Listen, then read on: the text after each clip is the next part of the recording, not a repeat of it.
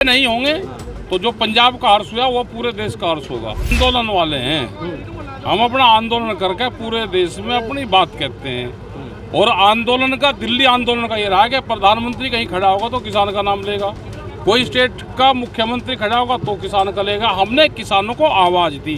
धरती पे आंदोलन हो, किसान बदनाम हो, सरदार बदनाम हो और पंजाब सरकार बदनाम हो जी। और पंजाब सरकार इस गिरफ्त में फंसी। भाई रास्ता तो वे वहाँ से बनता तो दूसरा रास्ता दे देते किसी को। एसकेएम है, उसकी मीटिंग चंडीगढ़ में है, उन्होंने पहली कॉल दे रखी है। 26 के बाद में एसकेएम को इस पर निर्णय लेगा।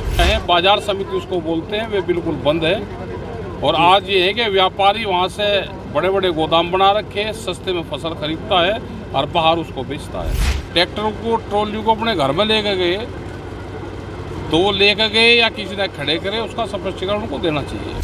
किसान नेता राकेश टिकैत ने करनाल के घरोड़ा में पंजाब सरकार पर निशाना साधते हुए कहा कि पंजाब सरकार किसानों को गलत तरीके से उठा रही है और इसका खामियाजा उन्हें भुगतना पड़ेगा। उन्होंने कहा कि भारत सरकार पंजाब की धरती पर पूरे देश का आंदोलन चाहती थी और अब यहाँ के किसानों को एकजुट होना होगा, नहीं तो पंजाब जैसी स्थिति पूरे देश में होगी। टिकैत ने यह भी कहा कि भारत सरकार दोषी है क्योंकि उसने अभी तक एमएसपी गारंटी कानून नहीं बनाया है।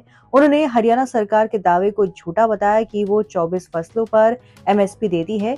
टिकैत ने कहा कि 26 मार्च को एसकेएम की मीटिंग चंडीगढ़ में होगी, जिसके बाद कोई निर्णय लिया जाएगा। उन्होंने किसानों से एकजुट होने का आह्वान किया और कहा कि अगर ऐसा नहीं हुआ तो पूरे देश में हर्ष अशांति फैल जाएगी। ऐसे किसानों को हटाना, उसका खामियाजा उस सरकार को भुगतना पड़ेगा जी। भारत सरकार तो चाहिए रही थी कि पंजाब की धरती पे ही पूरा देश का आंदोलन चले और वो उस गिरफ्त में फंसे।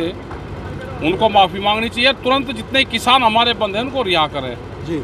जिस तरह से उनके ट्रैक्टर और ट्रॉली आप पार्टी के नेताओं के घरों से बरामद हो रही है जी। ये भी गलत चीज़ें हैं कि उनके विधायक ट्रैक्टर को, ट्रॉली को अपने घर में लेकर गए तो वो लेकर गए या किसी ने खड़े करे, उसका स्पष्टीकरण उनको देना चाहिए जी। तो कृषि मंत्री तो ये बात कह रहे हैं कि लंबा आंदोलन चलता है, उसको आर्थिक नुकसान भी होता है। कल भी उनका ये बयान है। और ये जो काम हुआ है वो पंजाब की धरती पे हुआ है, हरियाणा में। वो तो चाह ही रहे थे कि पंजाब की धरती पे आंदोलन हो, किसान बदनाम हो, सरदार बदनाम हो और पंजाब सरकार बदनाम हो जी।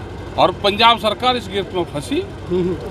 भाई रास्ता तो वे वहाँ से बनता तो दूसरा रास्ता दे देते किसी को जी। दे सकते थे कि भाई किसान अगर एक जगह बैठ गया तो साइड से रास्ता दे दो उनको। पंजाब के तो बहुत रास्ते हैं, ऐसा नहीं कि 2 रास्तों से पूरा नुकसान हो रहा, लेकिन एक निगेटिव क्या किसानों के खिलाफ बनाई जा रही है देश में। इसमें पूरी दोषी भारत सरकार है जिन्होंने एमएसपी गारंटी कानून नहीं दिया, जिसके लिए किसान बैठे हुए थे। 26 तारीख को जो एसकेएम है उसकी मीटिंग चंडीगढ़ में है, उन्होंने पहली कॉल दे रखी है। 26 के बाद में एसकेएम को इस पर निर्णय लेगा। तो ये जो सरकार है वो कह रही है 24 फसलों पर हम एमएसपी दे रहे हैं, नोटिफिकेशन भी हमने जारी कर रखा है, उसके बावजूद भी किसान झूठ कह रहे हैं। भाई इनसे बड़ा झूठा तो देखो है नहीं जी। मतलब किसकी खरीद हो रही, फिर रोड़ा कहीं का है। आप कर लो खरीद, बताओ कहाँ खरीद हो रही है। मतलब झूठ पे झूठ बोलते जा रहे हैं तो इनका कोई इलाज नहीं है। एक कृषि बाजार विपणन नीति सरकार लेकर आने वाली है, प्रारूप भी भेजा गया है। जो भारतीय किसान यूनियन है वो उसका विरोध कर रही है, इस पे क्या कुछ कहना चाहिए? उसमें तो नीति है कि मंडी के बाहर खरीद हो जा, मंडी के बाहर खरीद अपना करोगे, ये मंडी धीरे धीरे बंद हो जाएगी। 10-15 साल में मंडी बंद हो जाएगी और इसका बिहार जैसा हाल होगा। वहाँ पे जो मंडियाँ हैं, बाजार समिति उसको बोलते हैं, वे बिल्कुल बंद है। और आज ये है कि व्यापारी वहाँ से बड़े बड़े गोदाम बना रखे, सस्ते में फसल खरीदता है और बाहर उसको बेचता है जी। तो आगे क्या कुछ रणनीति रहेगी? अभी हम 26 के बाद में बताएंगे। हमारी मीटिंग है 26 तारीख में चंडीगढ़ में, जो एसकेएम की मीटिंग उन्होंने कॉल दे रखी है, तो अपना कुछ निर्णय हम लेंगे। और ये है कि वे किसान पहले रिहा हो जी। शंभू बॉर्डर पर और खनौरी बॉर्डर पर जो कुछ हुआ उसको लेकर आगे क्या कुछ प्लानिंग होने वाली है कि बड़ा कुछ हो सकता है? अभी हम निर्णय लेंगे इसमें जी। और हमने कल भी प्रदर्शन, पूरे बहुत जगह प्रदर्शन हुए और ज्ञापन सरकार को दिया है। टिकैत साहब, जो आंदोलन रहा, किसान आंदोलन हुआ था, वैसे तो पूरे देश को रिप्रेजेंट कर रहा था ये, लेकिन मुख्यतः इसमें पंजाब और हरियाणा और यूपी का रोल था। उस आंदोलन के बाद 2 चुनाव आए राज्यों के, पंजाब और हरियाणा। पंजाब में तो पूर्णतः जो है वो बीजेपी का सफाया कर दिया गया, लेकिन हरियाणा में भी कहीं ना कहीं उम्मीद थी, लेकिन हरियाणा में रिजल्ट बिल्कुल विपरीत है। हम क्या को चुनाव लड़ रहा, किसान संगठन को चुनाव लड़ रहा था। नहीं, हम आंदोलन वाले हैं, हम अपना आंदोलन करके पूरे देश में अपनी बात कहते हैं। और आंदोलन का, दिल्ली आंदोलन का ये रहा कि प्रधानमंत्री कहीं खड़ा होगा तो किसान का नाम लेगा, कोई स्टेट का मुख्यमंत्री खड़ा होगा तो किसान का लेगा। हमने किसानों को आवाज़ दी, अपनी भाषा में अपनी बात सरकार तक कहो।